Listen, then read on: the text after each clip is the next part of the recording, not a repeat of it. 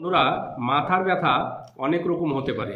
মাথার যন্ত্রণা লক্ষণগুলো অনেক রকম হয় এবং লক্ষণ বিশেষে অনেকগুলো হোমিওপ্যাথি কার্যকরী, অর্থাৎ এক এক রকম লক্ষণে এক এক রকম হোমিওপ্যাথি ওষুধ কার্যকরী হয়।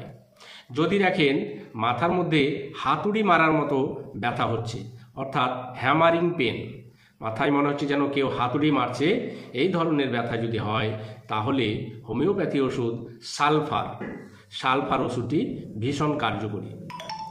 এই ওষুধটি 30 পাওয়ারে গ্রহণযোগ্য, অর্থাৎ সালফার 30 পাওয়ারের সেবন করতে হয়।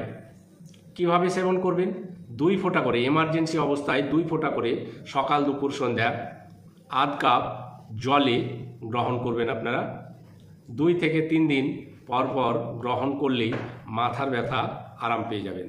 প্রথম দিনেই আরাম হয়ে যাবে, কিন্তু 1-2 দিন ওষুধটা খেলে আপনারা এই ধরনের এই হ্যামারিং পেন, মাথার মধ্যে যেন কেউ হাতুড়ি মারছে, এই ধরনের ব্যথা থাকলে সালফার ওষুধটি সেবন করলে এই ধরনের ব্যথা থেকে মুক্তি পেয়ে যাবেন।